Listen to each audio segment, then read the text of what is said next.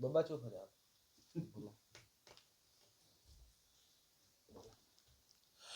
भजन सुनिए। संतों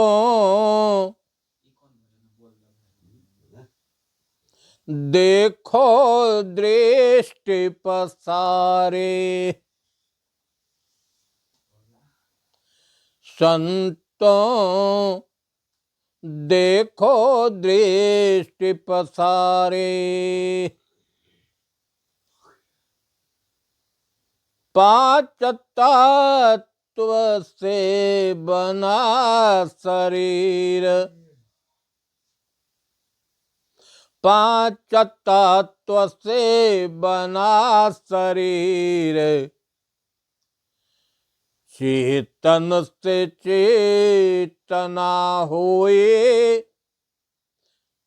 पांच तत्व से बना शरीर, चेतन से चेतना होए, जड़ चेतन संयोग सदाए, जड़ चेतन संयोग सदा है, अनादिकाल से होए, बीज विचार, बीज विचार बुद्धि के होए, बीज विचार बुद्धि के होए, कर्म वृक्ष होए जाए, कर्म वृक्ष में सदा फल लागे, कर्म वृक्ष में सदा फल लागे, पाप पुण्य सो होए, जोई करता सोई भोगता होई, दूजा और न कोई, जोई करता सोई भोगता होई, दूजा और न कोई, सारे कार्य प्रकृति से होई, मन ही करावत सोई, अच्छे बुरे कर्म जो होते, मन ही प्रेरक सोई, घट में स्थित आत्म होई, साक्षी दृष्टा सोए, रंग रूप कुछ समूझ न आवत, निराकार सो होए, निराकार सोए घट का दृष्टा, जो कुछ घट में होई, आत्म वही है, परमात्म वही है, सर्व नियामक सोए, सदा एक रस रहत अलेपा, जान बचाओ कोई, जोई जाना सोई आप को माना, दूजा और न कोई, जाको आत्म बोधन होई, परिलखत है सोई। अब अर्थ सुनिए। संतों देखो दृष्टि पसारी, ज्ञान दृष्टि से दृष्टि पसारी मतलब थोड़ा विवेक से देखिए। ज्ञान दृष्टि से सब कुछ है। ज्ञान दृष्टि क्या है? अनुभव। भीतर की चीजों की अनुभूति होती है, इसलिए ज्ञान दृष्टि। ज्ञान दृष्टि से सब कुछ दिखे, जो होते घट माई। परमात्मा बदल का संतों देखो दृष्टि पसारे, 5 तत्व से बना शरीर। 5 तत्वों से शरीर बना है, आकाश, वायु, अग्नि, जल और पृथ्वी। लेकिन यह चैतन्य किससे है? चेतन से। चेतन को कहीं आत्मा कहा गया है, कहीं राम कहा गया है, कहीं ब्रह्म कहा गया है, कहीं जीव नाम से भी कहा गया। अनेक नामों से लोगों ने संबोधन किया है। चेतन से चेतना हुई। इसमें जो चैतनता है शरीर के अंदर, जिससे शरीर चेतन होती है, अंतःकरण चेतन होता है, वह चेतन से ही चेतन। जड़ चेतन संयोग सदा है अनादिकाल से। इस शरीर में जड़ भी है और चेतन भी है। शरीर तो 5 तत्वों का बना हुआ है, लेकिन चेतन के साथ जड़ क्या है? उसकी माया शक्ति।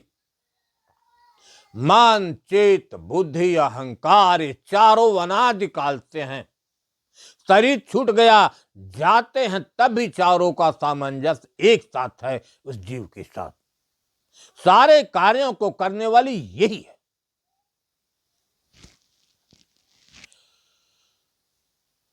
सारे जड़ चेतन संयोग सदा है अनादिकाल से हुई। बीज विचार बुद्धि के हुई। किसी कर्म का बीज क्या है? विचार। जैसे बीज से वृक्ष उत्पन्न होता है, तो इससे विचार जो है बीज है, और उससे जो क्रिया होती है वही उसका वृक्ष है, और क्रिया में जो फल लगता है वही वृक्ष का फल है।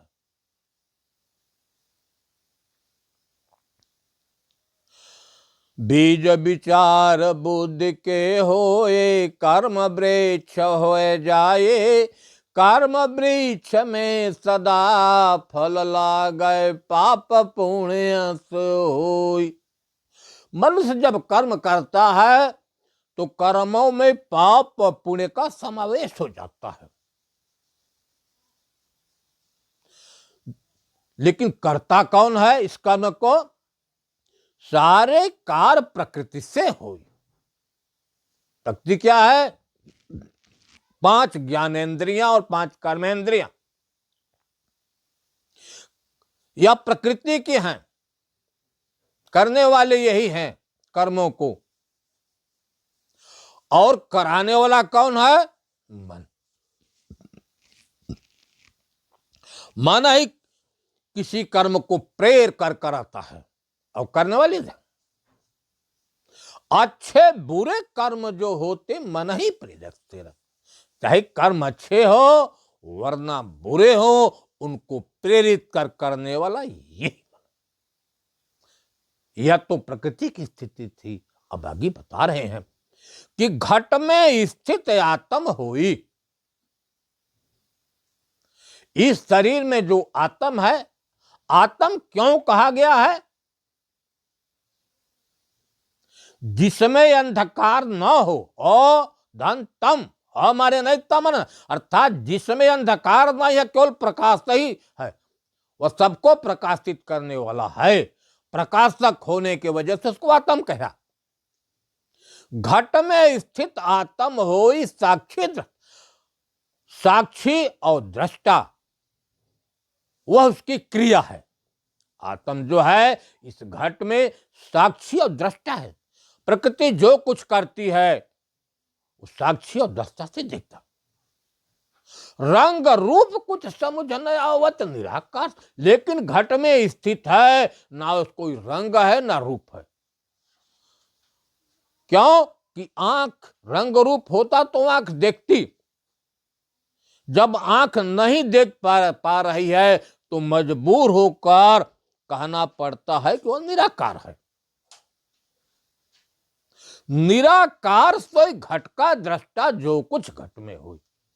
आत्म निराकार है, जो कुछ क्रिया घट के अंदर होती है सबको देख। आत्म वही है, परमात्म वही है। परमात्म का मतलब होता है परमात्म, जो माया के तम से एकदम परे है। क्योंकि जो सर्वव्यापक सत्ता है उसको यहां परमात्म कहा गया,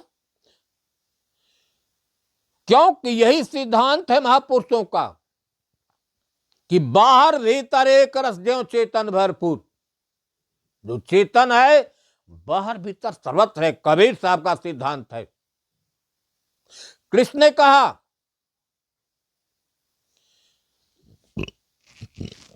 वाह रंतस्य भूतानाम, सभी भूतों की बाहर और भीतर है।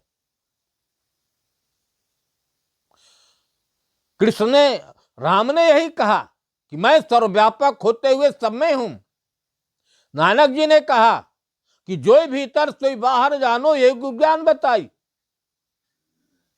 ईशावास्य उपनिषद यजुर्वेद तदंतरश्च सर्वस्य तदु सर्वस्य बाहत, वही सबके भीतर हो सबकी बात।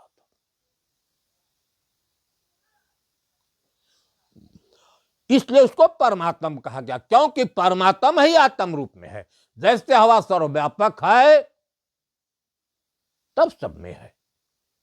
अगर सर्वव्यापक नहीं होती तो सब में, एक देश की वस्तु सब में नहीं हो सकती। इसलिए परमात्मा सर्वव्यापक होते हुए सब में है, सारे लोगों का सिद्धांत है। इसलिए परमात्मा कहा, क्योंकि परमात्मा ही आत्म है। क्योंकि बूंद और समुद्र में कोई अंतर नहीं होता। जो गुण कर्म भूत कहा वही गुण कर्म समुद्र में। आत्म वही है, परमात्मा वही है, सर्व नियामक सोई, सबको नियंत्रित करने वाला, चांद सूर्य नक्षत्र जितने लोगों हैं सबका नियामक है वही। सदा एक रस, उसमें कोई परिवर्तन नहीं होता, शाश्वत है, उसका कभी हो। जान बचाओ कोई जानता है, लेकिन जो जाना सोई आपको माना। जो जाना, जिसको साक्षात्कार हुआ, वही मान लिया कि वही मैं हूं, इस शरीर में रहने वाला वही। दूजा और न कोई दूसरा नहीं है। लेकिन जाको आत्म बोध न होई परे लख, जिसको आत्म बोध नहीं है, परिचय नहीं है, साक्षात्कार नहीं है, वह अलग परमात्मा तत्व को मानता